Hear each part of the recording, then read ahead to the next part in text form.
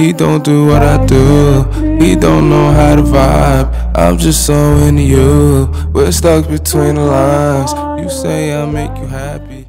Welcome to another episode of Conversations with Kay.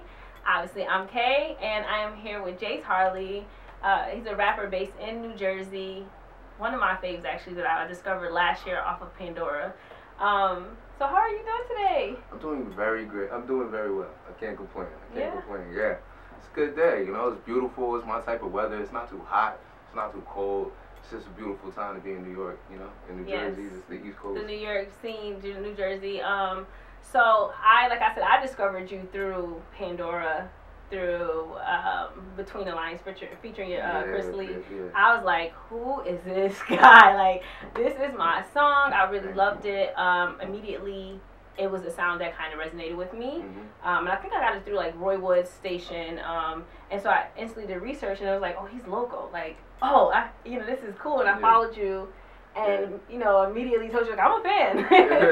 You showed love. I remember, I remember when you hit me up, like around that time, like the record started picking up real big on Pandora, and but it was still kind of like underground. It still is underground, but it was even more underground. Like, and certain people were like discovering it and just hitting me up, and those are the people like I followed all those people, all the people that initially like found me. I followed all those people. I still follow them. And they keep in contact. They'll just be like, hey, what you doing, man? Like, oh, yo, I'm out. And that's much respect. I mean, I think I think we spoke about this before, but just, you always have the loyal fans that feel like they discovered you in the beginning. So no matter how big you get, those people be like, nope, I still love them. I remember when, like, they would fight for you. So those are we call those the loyal artists, the loyal fans. Those people will stick around. But so the first album, the one that I was introduced to you was Free Porn, the memoir of an American heathen. Yes. And I was like, first of all, the name, the artwork was crazy. I was like, this is dope. Like, who comes up with this? And you actually, the artwork, you want to tell me more about the artwork? I did the collage work. Like, I love collaging. I love, like, different, I paint, like, I did the paintings on the wall over here. You can maybe do it. Insert of the pictures later. But I was always an artist first. In terms of like when I was a kid, I always thought I would grow up and be like a painter. And then my family was like my mother and whoever was just like, Dad, there's really no money in that. Like, maybe you can like do architecture. Right. And I was like, nah, I don't really want to, but I guess if that's the only way I can make money doing art. So when I was younger, I always felt like I would be an architect or something like that. But then I realized you had to do a lot of math. I wasn't good at math, So I was like, that just doesn't sound like a good idea. So anyway, fast forward, art. I've always wanted to do art, and I think that element I always carried into now that I do music.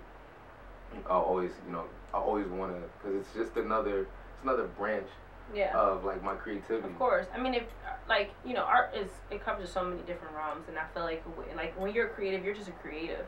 Exactly. And with you're just your artistic abilities are just endless. Like looking at, like I said, you're looking at your paintings and hearing your music and knowing that you put even collaging is different. People don't, they think, oh, that's easy. This is not Instagram. It's put a picture together. This is real stuff. And so so anyway, back to that first time, I was like obsessed. I was like, okay, this is it. This is one of my new favorite artists. And if you know me as a music head, like, I get an artist and I'm attached to them. So I have attachment issues to artists that I love. So I followed through and been keeping up with everything you're doing. You started traveling the world a bit. How was that? I love it. Like, I'm gonna keep doing it more. Like, I think leaving the country was one of the best decisions that I've ever made. I've always traveled between different cities. Growing up in South Jersey and between North Jersey and South Jersey, being close to Philly and New York. You travel in and out of the city a lot. You meet people who are from Philly or people from New York or whatever. So I've always traveled. And I've always built, and I learned how to build roots in different cities that I wasn't really familiar. I mean, I was familiar with Philly growing up, but it wasn't like my early 20s. I just started going to shows and really networking out in Philly, and I wound up getting doing events and things out there, meeting people, and I just realized my network grew, and I feel like, you know, it And expanded Jersey's my a great boundaries. place to be as far as your networking goes because you're like right in the center of it. Exactly. You can just easily hop right over there, a path train to New York City, To but New then York. you can take a quick little ride over to Train Philly. in Philly or whatever, So, yes, or AC. AC, yeah, and it's like it's good in that way for you as an artist because that means you're not limited. Like Exactly. some people when they are in certain areas, they're kind of confined. Like their fan base is only there. Like you can grow a fan base in all of these places, even at like how new you are into the industry. But I feel like one thing is like I don't think you mentioned like you don't want to get that like. Well, I was gonna say just being like that diversity in different cities. It taught me like I feel like that's a skill I could take with me anywhere. So it's like whether I go to Prague or I go to Split, Croatia or whatever. Like. So wait, where are some of the places that you recent travels? Like where have you been? I spent a month in Split, Croatia. Traveled around Croatia. Went to Omiš. Went to Korčula. Went to Prague for a month. Went to Paris for the first time. Went to Spain for a month. Wow. Traveled around Spain. Went to Running of the Bulls in Pamplona, northern Spain. Then went to Sofia, Bulgaria. Traveled around Bulgaria for a bit. Went to Rome. Then went back to Paris, and then came back here. Yeah, and so I'm just trying to figure out how the millennials want to know how we can follow your greatness and travel as much as you do. I mean, you've made some sacrifices. It's all about sacrifices. Yeah. Like anybody could live like this nowadays. We have the internet. We have the internet. We have apps. We have like you can book a place to live anywhere right now. You just pick up your phone and just book it. It's really simple. It's just about minimalism. It was cheaper for me to travel versus like living in New Jersey. You know, the cost of living here in this area is fucking astronomical. So it's like all you have to do is live within your means or a little below your means, and you know it opens up a world of possibilities. I sold my car, got rid of my apartment. You know, I have my studio. And it's like a work-live situation. While I'm in New York, I'm in Jersey. I'll stay here. But it's like it's about not having a bunch of things. People think they want. I don't need things. Cable bill. Yeah, I don't need the cable bill. I don't need to pay $100 a month for HBO, or I don't watch sports and shit. So it's like I don't need to have the latest game and do whatever. See the latest game or the newest jersey. You go to this game, whatever. I sacrifice whatever because I would rather much be traveling and working on art and music, and that's what I do. And all of those things will play a huge part in music to come. And like the more you expand your mind and you are exposed to more, the more you have to talk about, the new topics in your new album. Yeah. So you've put out 2 projects. Yeah. Right. And so like I said, I was introduced to you by the first project a year after it came out, but I would still introduce you that way. And so obviously we're gonna address one of the big songs off the first album. So there's a for those who don't know, we're gonna introduce you to who he is, because there was this one song on the album called American Pharaoh, and if a lot of you have listened to a new song that came out this past summer, there was a song called "This Is America" by Childish Gambino, and we got Gambino. Yeah. My apologies. Or what's this? Donald Glover. Yeah. You know, sorry. I actually like him as an artist. I always did. Duh. He's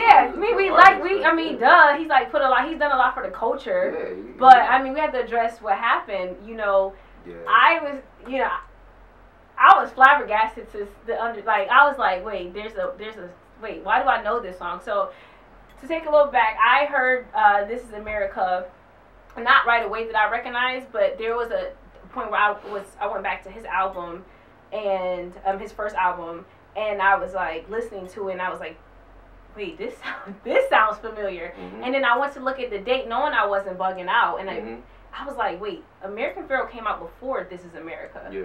And so I'm gonna play a clip at the end of the episode, but I need you guys to listen to both of them in comparison. But the songs are pretty much the same song. He addresses police brutality. Similar. You address. He doesn't really address it. Like, no, you do. Oh, I do. Yeah, you do. Yeah. You address. His was more of a visual representation. His was a visual representation, but yours was a more in depth. Like, it was almost like yours kind of would like lay down the blueprint for his.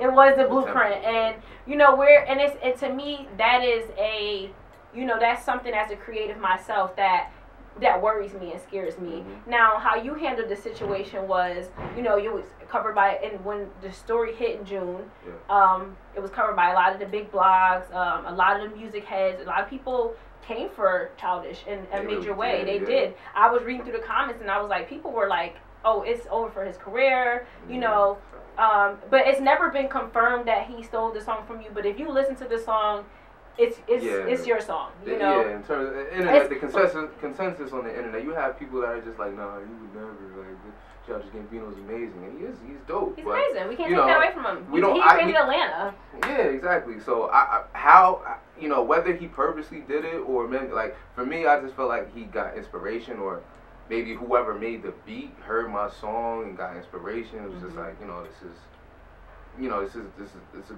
good song, a good idea. Maybe they just borrowed aspects from it, maybe a little too much. But I don't think it was everything from the flow of the rapping, the drums.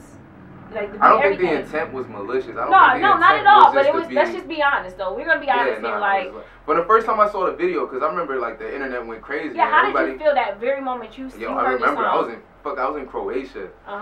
And then, I just saw the internet was going crazy. Like, yo, Gambino dropped this new joint. Yo, the video was crazy. I think one of my boys, somebody hit me up, or I saw somebody talking. I was like, oh, let me check this out. Like, and I remember I put on a video, and I'm like, wait, like, instantly, I'm like, it was like I got teleported into a different dimension. Because I was like, yo, there's no way he heard my song. Like, maybe he did. I was like, but this sounds like my song. I was like, yo, this is my song. I was like, yo, this is. So I called two of my friends. I'm like, yo, bro, like, did you see this Childish Gambino thing? Everybody's like, yo, that video, bro, that video is fire. I'm like, yo, the video is fire. Yeah. Did you hear the song? Did you hear the song? Yeah. At that point, nobody was really paying attention to the song. People were just like the video, because the visually it's beautiful, it's amazing. Of course. It's a dope video. The concept is amazing as well. But I mean, and it took time. It took like a month for like the video to wear it down, and then people started really paying attention to the song. The fact that you had already put out a song 2 years prior. Yeah, your song had. Your album came out 2 years prior to him even dropping this song. Yeah, exactly. So the proof is in the dates. Numbers don't lie as far as when stuff came out, and there's no reference tracks here. This was a real album that you put out. And so with that being said, the way you handled it was a lot better than a lot of other creatives probably would have, or people in your position. I feel like for me too, I'm just a very emotional person. I would have had all types of emotions. So Childish Gambino, his manager reached out to you, and they tried to plead the case that they basically did not. This was their song, and you handled it like, okay, like you backed off, and you have no plans on like taking it to court or anything. Nah, because I'm suing him or anything. I'm not riding another man's coattails. I feel like I'm cool. I feel like I'm dope at what I do, and I just want to solidify myself through the way I've been doing. Right. Like, before any of that situation happened, I had 40 million streams. That's what people always like. I've heard people on the internet, they're like, oh, like, how could he find this underground artist that nobody's ever heard of? And it's like, yo, I've already had millions of streams around the world on the internet. So it's not unheard of. It's not unlikely that he could have heard it, or anybody in his camp could have had exposure to my music. 100%. And so what I would want to know moving forward is like, obviously you have your third project coming out pretty soon. We'll talk about that in a minute. But, for other creatives out there who may not have that kind of mentality that you have, that are just kind of easygoing or whatever, what do you feel is something that you what a piece of advice would you give to them as far as like protecting having ownership over their music and rights and over anything that they create, like, their videos or music or, art, anything? What kind of advice would you give to creatives to come, like, about protecting their work? I mean, honestly, I think the biggest protection is who you decide to work with. Because, like, that whole Gambino thing happened, but, people cite examples of oh well, Rihanna took this from me and this person, whatever, and that happens in the industry. But I think the biggest fuckovers that happen to artists are right from their own friends in their own camp, like people that they just choose to work with. And then, you know, I've even had the situation where people will switch up on you, you know, because they just get a big head or they get Hollywood or whatever it is, you know what I mean? And I just say paperwork, you know what I mean? Like, if you trust somebody, there's nothing wrong with putting it in writing so that everybody's protected. If you need to do that, if you don't know who you're dealing with, honestly like to do business on a handshake, but a lot of people now, like, you can't trust motherfuckers like that. I feel like you have to move differently now, especially with something as big as this. Again, I'm gonna play a reference track at the end of this interview, so stay tuned for that. But for me, that kind of made me a little sad. I was like, oh, you know, because you just want to see everyone win, coach. Especially in our culture, you want to see everyone. You don't want any problems. And even like I've seen recently, Drake spoke on just the whole thing with Kanye and Pusha T on LeBron's new show, The Shop, and he addressed like how he felt that a lot of his like information got to Pusha T's ears, and he basically suggested that it came from Kanye himself because he had personally shared he shared pictures of his child, he shared information about his new album, the music, and somehow miraculously it got into Pusha T's ears and his his knowledge of everything. So I feel like, you know, it's another example of, like you said, you have to watch the company you keep, especially when it comes to your work and your, you know, and hold it and be like, it's okay to be territorial. It is, yeah. You have to curate the energy that you keep around you and be protective of your own energy. It's just really important. 100%. So I mean, that's, you know, whatever. We're gonna get off that because we don't want to get too, that's not really what's important. Honestly, it brought you a lot more. Brought you a new group of fans. People were rallying around you, like, oh, well, I like his version anyways. I was reading so many comments on like YouTube, and people were like, well, I like that version better anyways. And this guy's rapper is, you know, he's better than Childish Gambino anyways. So obviously, it got you tons of new followers on Instagram. You have new fans. And so now people can recognize you for like the second album and this new album you have coming out. So what can people expect from you for your new album? Like what direction are you going in? The new project is I guess you could say it's more minimalism. Okay. It's a lot warmer, I feel like, than I guess in terms of just trying to explain it in art words, or if possible. Like, to me, it feels warmer, you know, than the last one. The last one was a bit colder. It was bigger in terms of just scale and size of the songs. A lot of reverb, a lot of you know, it felt, because it was dreaming. It was dreams of an American heathen. So the whole point of the last album was just almost like a dreamscape, you know. The first one was a Free Porn, the memoir of an American heathen. Which was more like the struggle, because when I made that album, it was like there was nothing. That was like my last ditch effort. Like, yo, like I don't really have shit else. You know, like it's like I was struggling, like I was hurting, you know. And the thing is, a lot of that comes through in the music. People need to hear these kind of stories because you even gave me some advice recently about just like not giving up. Like, just like you said, it's like you have to make sacrifices in this game. And it's like, you know, we see a lot of people try to climb to the top, and somehow they fall short often. You know, it's a lot of people. These industries are very oversaturated right now. Everyone wants to be that star. Everyone wants that clout. Everyone wants to be famous for something. So it's like, with that being said, you have to protect everything that you're doing around you, as well as like the way you think. Positive thoughts only, and continue and never give it up on yourself. So with the first album, it was like, this is the last straw. Like, okay, this is it. If this don't work, it's done. I'm done with it. Second one, you moved into a new sound. You kind of what it was just because it's always chapters. Like, whatever chapter of my life I'm in, that's what the music's gonna be about. You know. So the second chapter was like, within 5 months of me putting on my first album, Between the Lines started going viral online, and then my other music started going viral and getting to start picking up millions of streams, and to the point where before I was struggling, trying to like live, like I didn't have a job. I was working out of my studio, doing odd jobs like multimedia work, helping people with their website, web design, graphic design, recording people, mixing, you were wearing a lot of hats. Yeah, because I needed to pay my bills. So it's like, but I always wanted to be autonomous. Like, I always wanted to be self-sufficient and being able to take care of myself and utilize my talents, my gifts, my abilities to make money and put food on my table for myself. For me, it's being able to, you know, live my dream, but also being able to appreciate the small things in life that, you know, that really matter. Like being able to just take my daughter to a movie and not having to, I don't want to be swamped by fucking people taking pictures. You gonna get a selfie with you? Can I? It's like, yo. You don't want superstar fame. You I don't want that. You don't want the Kardashian fame. Nah. And I think it's very doable to have to be a megastar in some sense, or have a certain level of success and still have a very, you know, low-key lifestyle. Yeah, and it is. I shared with him, like, one of my favorite things that I'm living by right now is being, you know, accessible enough, people know I'm there, but exclusive enough to not be everywhere. And I think that's a major key. I think that social media has oversaturated everyone's life. Everyone wants to literally post everything they do. So at this point, you want to reel it back in and kind of create some kind of mystery to you. And I think that's going to be your selling point. I think people miss mystery.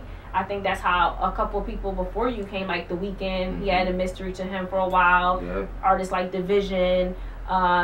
You know, even people who showed face, but they didn't give too much. They didn't do too much. Black, and her still hasn't showed who she is. Even pop stars like Sia, you know. So there's a lane for artists who don't necessarily show, you know, expose their entire life, or expose even how they look, or, you know, where they live, or anything like that. So I think that you having that kind of aura, like I'm cool on that. Like, it's good. Yeah, I'd rather do conversations with Kay. Like, you know, look at that's this. what I'd rather do. Oh my gosh, you heard it.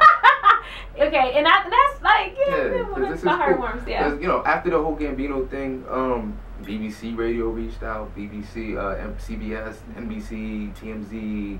That's crazy. The major outlets. All the major outlets reached out. They were like, TMZ was stalking people that I was traveling with. They were contacting other people to reach out to me. And that's because the song was so big. Yeah. Not even the video was so big, but the song in itself, like, it didn't just become a visual on, you know, he performed that on, like, Jimmy Fallon. I think he did it. It was a number one song. It was all over YouTube. Got so many views.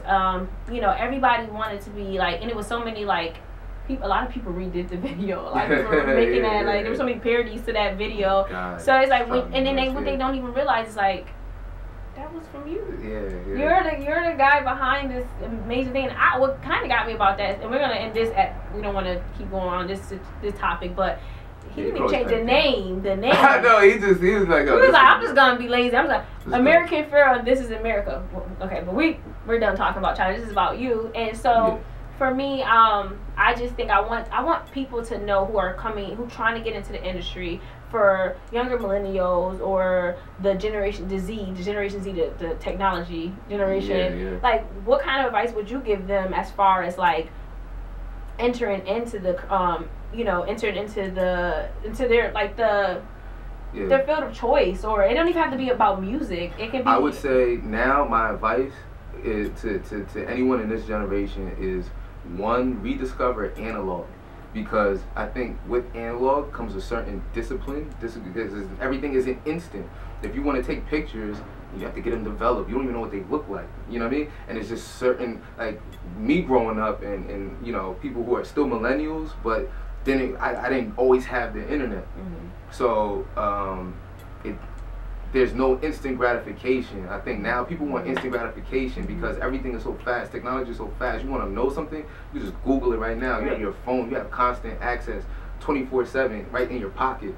And so I think a lot of the anxiety and pressures today come from things not happening fast enough. We live in a day and age where everything is fast, but the results of your life don't happen fast. Real life is still slow. It's still day by day. There is this, you know, and there's this thing. I mean, obviously we all know that a lot of people are putting up their curated life on social media. You've managed to not do that. You've managed to have somewhat of a fan base on social media. Your audience has grown, your engagement has grown, but you still remain, like we said, a mystery. You've been able to post when you feel like it. Not every day. You don't need to post every day. You don't need to post every moment of everything that you do. When I go on there, I see your travels.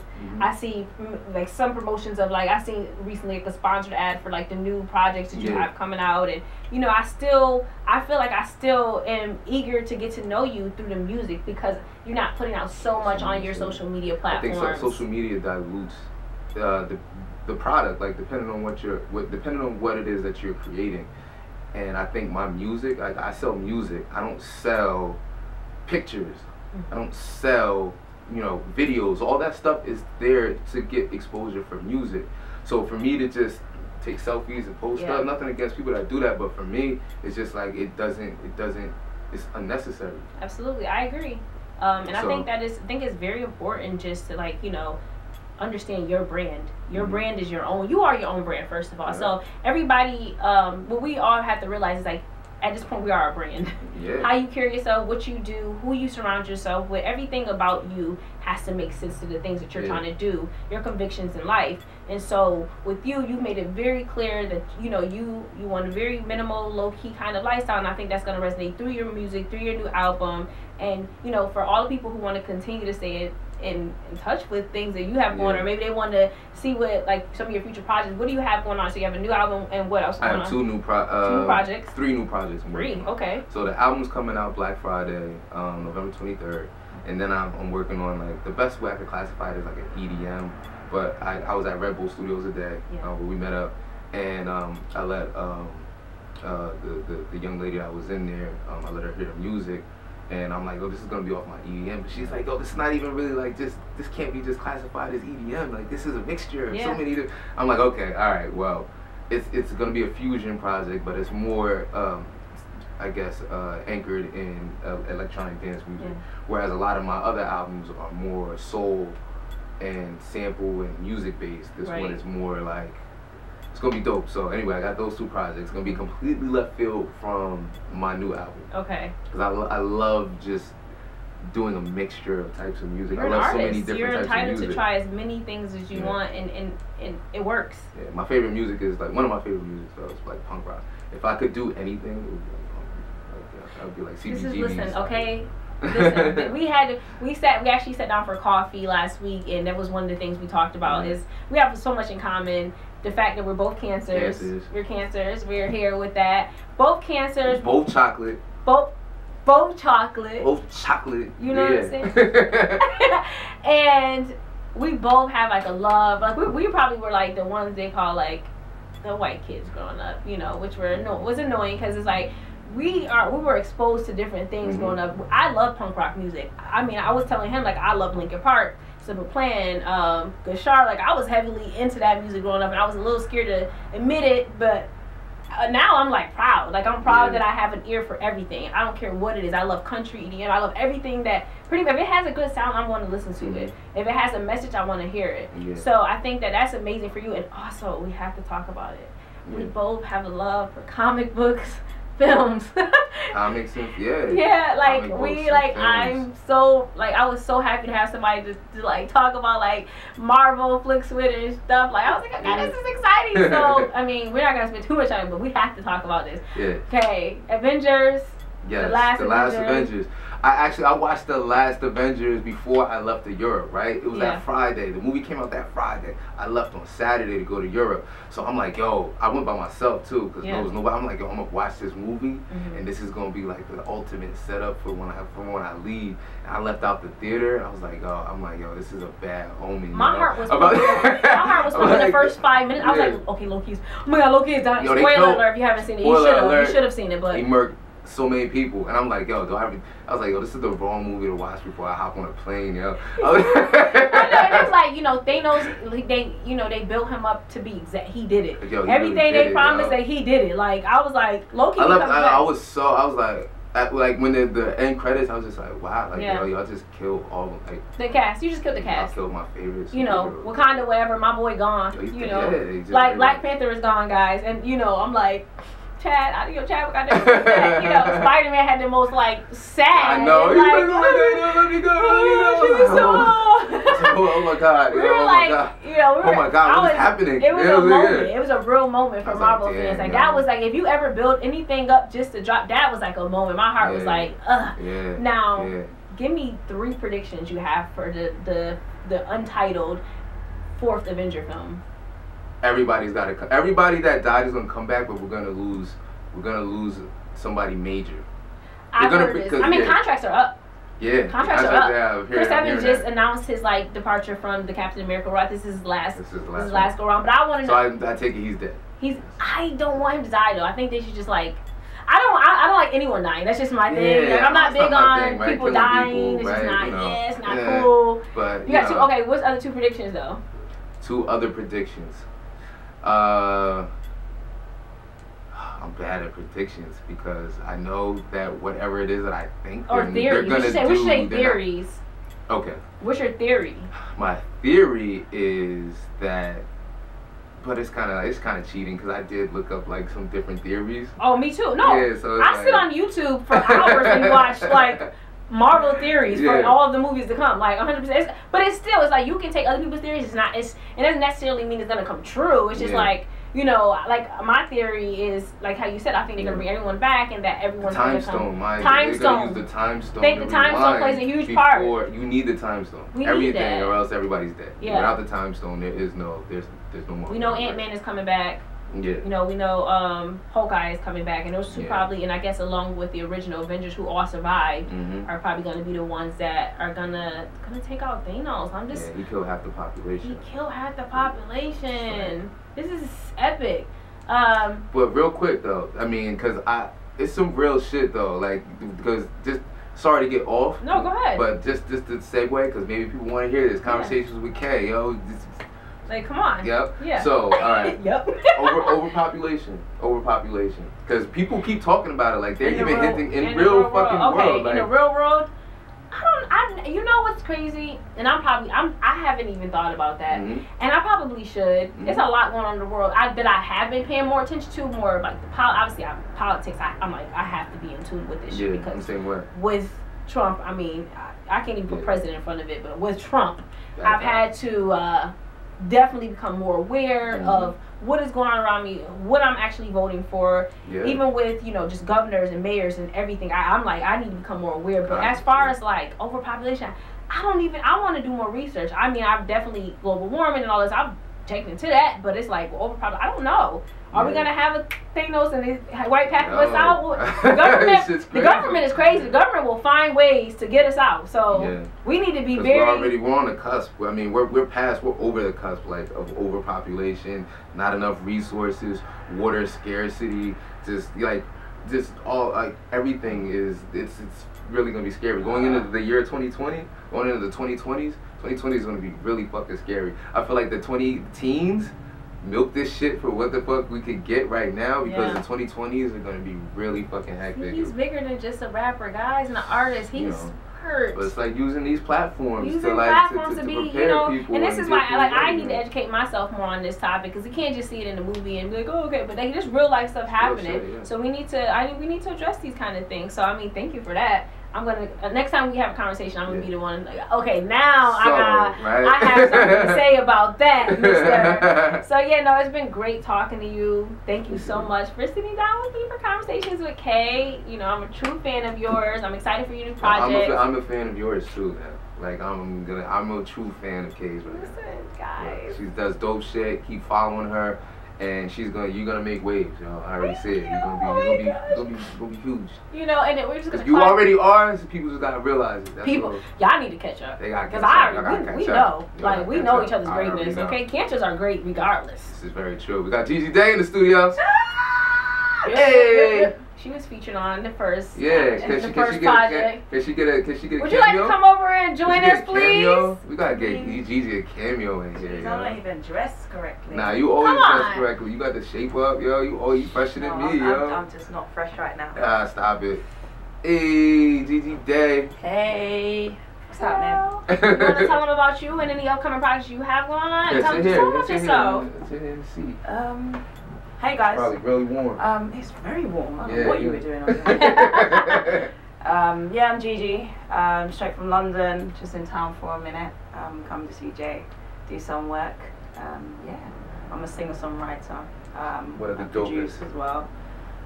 Yeah, I'm in here, man. It's been on every single project I've ever made. Every single Look at one. that, loyal. Yeah. You guys gonna grow together, like that's everything. So like so you're going back to London, right? I am, yeah. You're going back to London. How's like the music scene over there? Like, are you making waves? Are people familiar with you or? Honestly, which is what everyone gets on me for doing this, because I try and keep a low profile, probably lower than him. Probably lower than him. So for the most part, I just wanted to write music, and I would do things in the background. I would ghostwrite here and there, and I would do BVs, backing vocals, and I didn't want to be in the forefront. And I sort of turned down all the deals that were offered to me, because I want to be able to live a regular life. All the people I know who are famous and really, really, really make it, or made it out there, pretty miserable. They're just, I just think they could be happier. Yes. I think they could be much happier. Of course. And that's a big worry. I think sometimes you think you're going to make it and everything's going to change and money's going to be there and all this shit, and it just doesn't kind of turn out that And that's way. why it's so important to not only like, I mean, you can grow in your craft, but you need to grow with yourself. Of course. And I think that like just becoming more self-aware, because we change every 5 years, drastic changes, but we change all the time. We evolve as people, and I think that if you are going to keep evolving, you have to mentally evolve and emotionally and understand who you are as you're growing. The more money, the more problems. So you have to know what's going on with you. And so I think that, I mean, I think a lot of people are going to take on this trend of just becoming more, you know, more private and more secretive and more exclusive with yourself. And I think that's good. So where can we look for your music and things to come for you?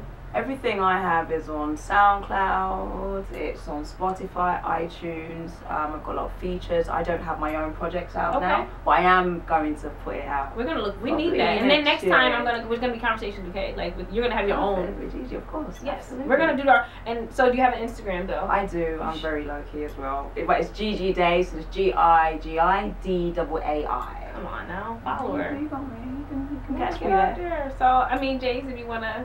You guys can, it was, you know, good talking to the Conversations with K. Conversations with K. And J. With K and J. And G. And G. We got all the letters covered today. We're all cancers. Alright guys, thank you so much for tuning into this episode. Don't forget to stay tuned for the clips of This is America and American Pharaoh. Hashtag Coco Club. Hey. We in here.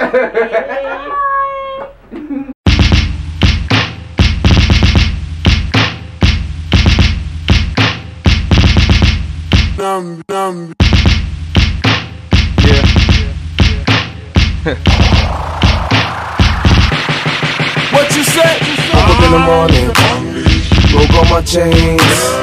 Money's my language, but I'm nobody's slave. Open my eyes, see the crabs in the barrel. 'Cause I'm on the rise, an American pharaoh. I'm young and I'm black in America. They try to attack and embarrass us. Y'all don't want your daughters to marry us, but they let us stick so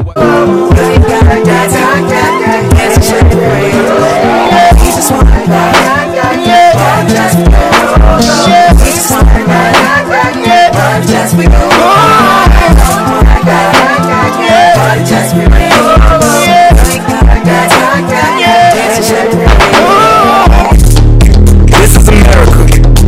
Don't got you slipping now. Don't got you slipping now. Look what I'm whipping now.